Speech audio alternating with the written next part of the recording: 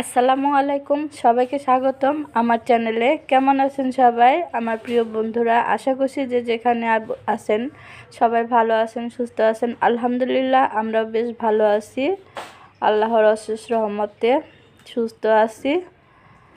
তো নতুন একটা ভিডিও নিয়ে আবার চলে আসলাম আপনাদের মাঝে। সোহাগের আব্বু এখানে বসে শাক কাটছে, বাজার থেকে নিয়ে আসছে শাক আর ফুলকপি। আজকে কোনো মাছ টাছ আনা হয় নাই, তো শাক আনছে, লাউ শাক, ফুলকপি আর আনছে গাজর। তো ওগুলো সোহাগের আব্বু শাকটা বাছতে বসে গেছে। এটা তার অভ্যাস, না বললেও শুনে না, এরকম করে। হয়তো আপনারা বলবেন যে আমি করাই, কিন্তু না, ওনার অভ্যাস। আনছে, আনার পরে যে বসে গেছে শাক বাছতে। তো আর কি করব, বাছতে থাকুক। আর এদিকে আমি রান্না বসাই দিছি, ডাল বসাইছি, মুসুরির ডাল বসাইছি। আজকে ডাল দিয়ে একটা, শাক দিয়ে অন্যরকম একটা রেসিপি রান্না করব, তো সেটাই আপনাদের সাথে শেয়ার করছি। এখানে আমার ডালটা বলক এসে গেছে। ডালের মধ্যে আমি দিয়ে দিলাম হচ্ছে পেঁয়াজ, কাঁচামরিচ আর লবণ। হলুদটা একটু পরে দিব, হলুদটা ডালটা ফুটলে তারপর হলুদ দিব। ডাল না ফুটার আগে যদি হলুদ দেওয়া হয় তাহলে কিন্তু ডাল আর ফুটতে চায় না। তো বন্ধুরা, এখন আমার ডালটা ফুটে গেছে। এখন আমি এখানে সমস্ত মশলা দিয়ে দিচ্ছি। আদা রসুন দিলাম একটু, হলুদের গুঁড়া, একটু ধনিয়ার গুঁড়া, সামান্য একটু মরিচের গুঁড়া। এই তো দেওয়া হয়ে গেল। এখন এটা আর একটু খুতুন দিয়ে নেড়ে চেড়ে দিব। নেড়ে চেড়ে দেওয়ার পর কিছুক্ষণ পর এটার মধ্যে আমি শাক দিয়ে দিব। তো বন্ধুরা, সাথে থাকুন, দেখতে থাকুন কিভাবে রান্না করি, কি করি না করি।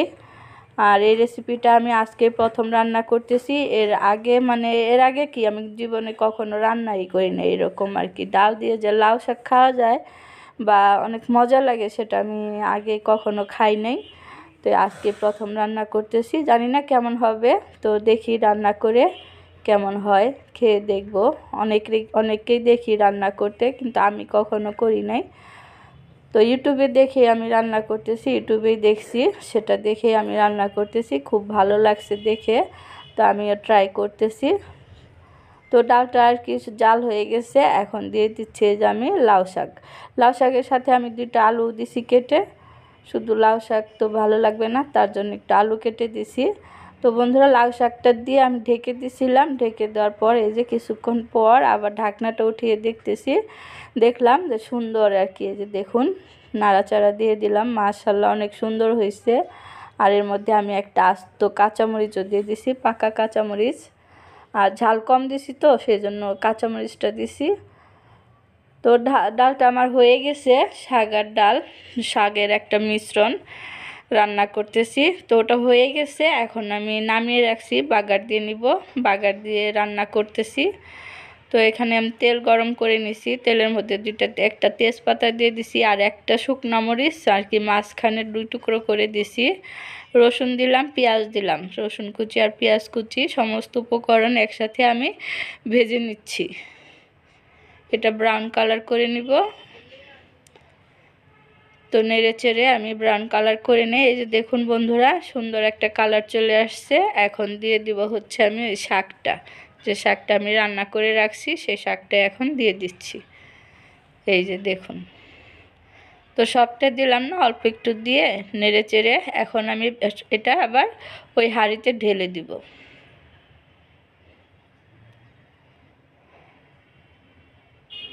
এই যে দেখুন, হাঁড়িতে ঢেলে দিলাম। এই হাঁড়ি আবার চুলায় বসাই দিব। তো বলক আসলে আমি সুন্দর করে নেড়ে চেড়ে এটাকে নামিয়ে নিব। আর হয়ে গেল আমার মুসুরির ডাল দিয়ে আলু দিয়ে লাউ শাক রান্না। মাশাআল্লাহ, দেখতে অনেকটাই সুন্দর হয়েছে। মনে হচ্ছে খেতেও অনেক ভালোই লাগবে, খারাপ লাগবে না। তো দেখি, আজকে প্রথম খেয়ে দেখব।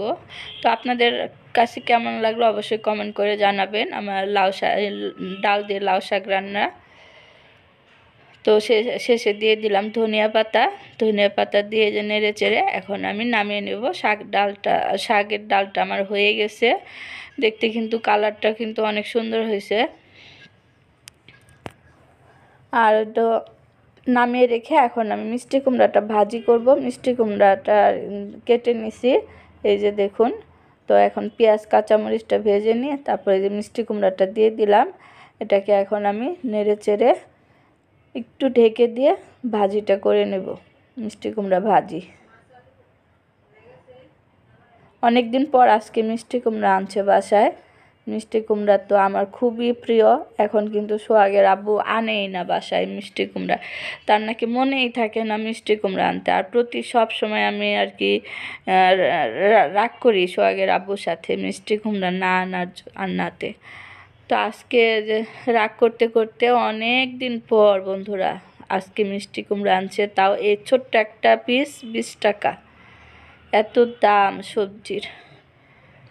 তো এই যে নেড়ে চেড়ে ভেজে নিলাম, ভাজিটা করে নিলাম, হয়ে গেছে আমার ভাজি। একটু ঢেকে দিছিলাম, বেশি ঢাকি নেই। তারপর দেখুন গলে গেছে, না ঢাকলেই ভালো হয়। আর এই যে ধনিয়া পাতা দিয়ে দিলাম, হয়ে গেছে মিষ্টি কুমড়া ভাজি। তো আজকে রান্না করলাম ডাল দিয়ে লাউ শাক, আলু দিয়ে লাউ শাক, আর হচ্ছে মিষ্টি কুমড়া ভাজি। এই হচ্ছে আজকে আমার রান্না দুপুরের। তো ভাজিটাও কিন্তু সুন্দর হয়েছে। ভাজির মধ্যে একটু চিনি দিয়ে দিলাম, মিষ্টি মিষ্টি লাগবে, খেতে ভালো লাগবে, তাই হালকা একটু চিনি দিয়ে দিছি।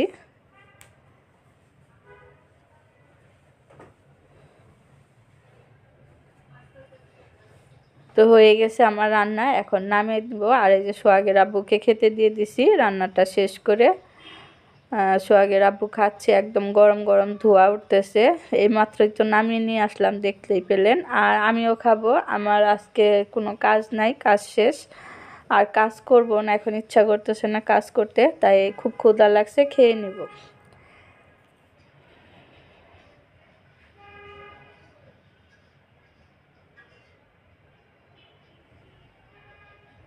তো এই যে সোহাগের আব্বু খাচ্ছে, আমিও খেতে বসে যাব। আর সোহাগের আব্বুকে ডাল দিয়ে দিছি, ওই যে লাউ শাক দিয়ে, ডাল দিয়ে যে লাউ শাকটা রান্না করছি সেটা দিয়ে খাচ্ছে।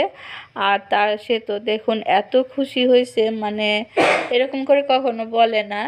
তো আজকে নাকি তার এটা অনেক ভালো লাগছে, মজা হয়েছে অনেক। তো আমার বলতেছে কি, তুমি কিভাবে রান্না করলা, কই শিখলা এই রান্না? মানে এর আগে কখনো রান্না করি নাই তো এরকম করে। লাউ শাক সবসময় ভাজি খাই বা মাছ দিয়ে রান্না করে খাই, তো এভাবে ডাল দিয়ে কখনো রান্না করা হয় নাই। তো সোহাগের আব্বুর কাছে অনেক ভালো লাগছে, অনেক, সেটা বলে বোঝানো যাবে না আপনাদের কাছে, না খেলে বুঝতে পারবেন না। তো বন্ধুরা যদি মন চায় তাহলে বাসায় রান্না করে খাবেন, দেখবেন অনেক ভালো লাগে খেতে। তো এই যে এখানে আমিও বসে খাচ্ছি, আমার মিষ্টি কুমড়া ভাজি দিয়ে খাওয়া শেষ, এখন আমি এই যে শাক দিয়ে খাচ্ছি। তো দেখতেই পেলেন আস্তে একটা কাঁচামরিচ নিছি, এটাকে ডলে ডলে শাকের সাথে খাবো, কারণ শাকে অনেক ঝাল কম দিছি। আমার আবার একটু ঝাল না হলে ভালো লাগে না, একটু ঝাল হলে খেতে ভালো লাগে, তার জন্য এই যে মরিচটা ডলে নিয়ে তারপর খাবো। তো বন্ধুরা মাশাল্লাহ আলহামদুলিল্লাহ, শাকটা অনেক মজার হয়েছে, কি বলবো, অনেক মজার, মানে অন্যরকম একটা খাবার খেলাম, অনেক টেস্টি হয়েছে। এই যে মরিচ দিয়ে ডলে ডলে খাচ্ছি, শুকরিয়া আল্লাহর দরবারে, আলহামদুলিল্লাহ, আল্লাহর নিয়ামত খেলাম, অনেক মজার হয়েছে। তো বন্ধুরা আমার ভিডিওটা আপনাদের কাছে কেমন লাগে অবশ্যই কমেন্ট করে জানাবেন। ভালো লাগলে লাইক কমেন্ট শেয়ার করে দিবেন, সাবস্ক্রাইব করে দিবেন, আমার পাশে থাকবেন। যারা নতুন তারা সাবস্ক্রাইব করে দিয়ে আমার পাশে থাকবেন। তো এখন খাওয়াটা শেষ করি। তো বন্ধুরা খাওয়াটা শেষ করে, এটা হচ্ছে মাগরিবের পরও না, 8টার দিকে এই যে ফুলকপি কেটে রাখছিলাম, ফুলকপির পাকোড়া তৈরি করব। তো আর 8টার দিকে তো আবার একটু ক্ষুধা লাগে, তখন একটু হালকা পাতলা খেতে হয়। তো ভাবলাম ফুলকপির পাকোড়া তৈরি করে দিই, সবাই পছন্দ করে। এখন তো শীতকাল, সবার ঘরে ঘরেই কিন্তু এখন এই ফুলকপির পাকোড়া তৈরি হচ্ছে। আপনারা কি খেয়েছেন? না খেলে তাড়াতাড়ি করে খান, ফুলকপি ফুরিয়ে যাওয়ার আগেই তৈরি করে খেয়ে নেন। তো এই যে এখানে আমি পানি বসিয়ে দিছি, ভাপ সিদ্ধ করে নেব। সিদ্ধ মানে কি, ভাপ দিব, বেশি সিদ্ধ করা যায় না ফুলকপি পাকোড়া তৈরি করতে হলে। তার আমি পানিতে একটু লবণ দিয়ে দিলাম, আর দিলাম হচ্ছে মরিচের গুঁড়া। এখন আমি ফুলকপি দিয়ে দিব।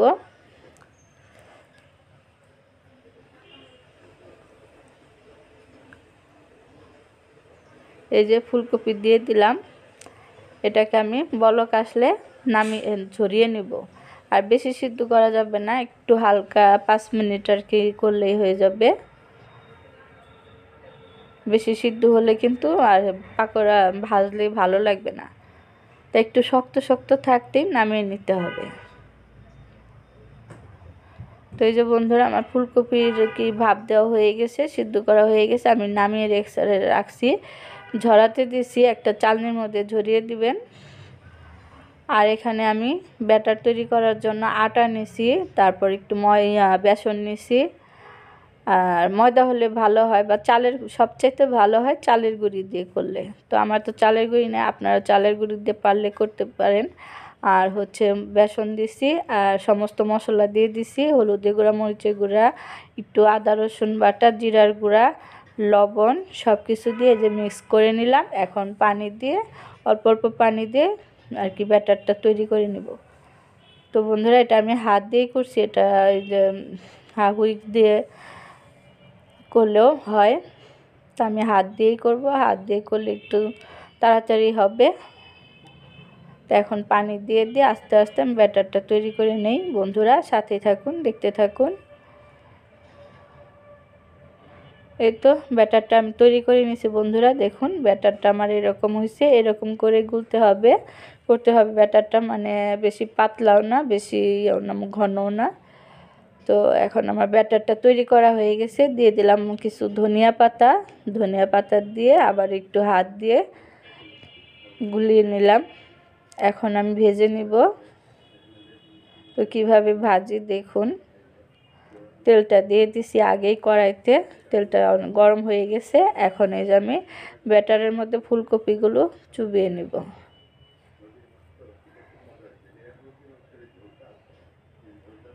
তো এইভাবে একটা একটা করে চুবিয়ে চুবিয়ে তেলের মধ্যে দিব।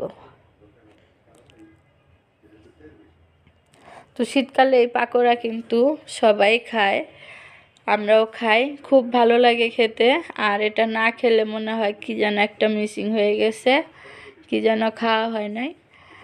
তো তার জন্য আজকে প্রথম করতেছি, হয়তো আরও দু একদিন করা যেতে পারে। তো এই যে একটা একটা করে দিয়ে এখন আমি ভেজে নিব। তো বন্ধুরা দেখতেই থাকুন, সাথে থাকুন, ভালো লাগবে, দেখতে দেখতেই ভালো লাগবে। আর আমার ভিডিওটি যদি ভালো লাগে একটা লাইক দিয়ে দিবেন মনে করে।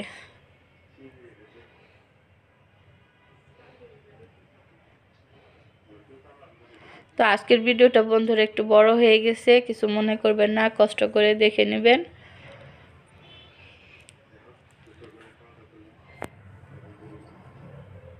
তো বন্ধুরা এই যে আমি ফুলকপিগুলো দিয়ে এখন একটু উল্টে পাল্টে দিচ্ছি।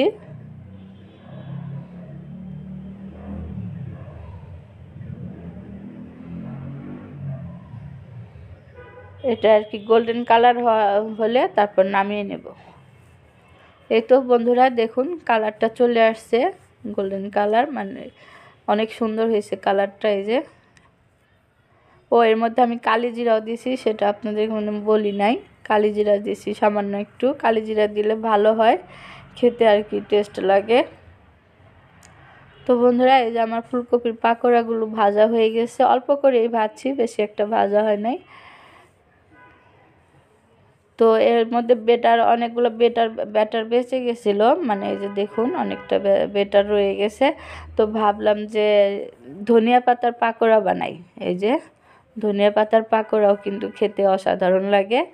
তো ভাবা মাত্রই নিয়ে আসলাম, নিয়ে এসে ধুয়ে ভালোভাবে পানিটা ঝরিয়ে এখন এই যে ধনিয়া পাতাগুলো ব্যাটারের মধ্যে চুবিয়ে চুবিয়ে ভেজে নিব।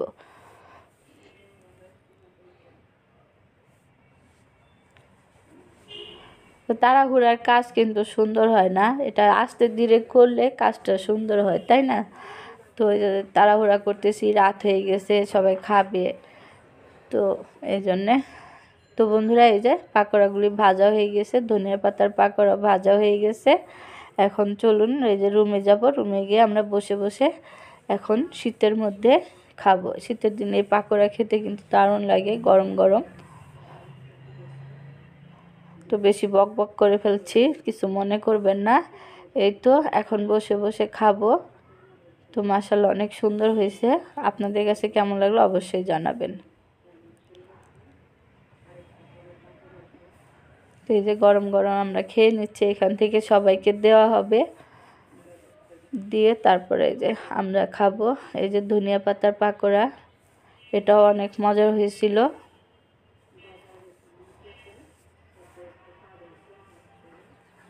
তো সোহাগের আব্বু এসে গেছে, সোহাগের আব্বু এখন খাবে। সে যে সোহাগের আব্বু খাচ্ছে। তো বন্ধুরা, আজকের মতো ভিডিওটা এই পর্যন্তই শেষ করব। দেখা হবে আগামীকাল নতুন আরেকটি ভিডিওতে। সে পর্যন্ত ভালো থাকবেন। আল্লাহ হাফেজ। আসসালাম।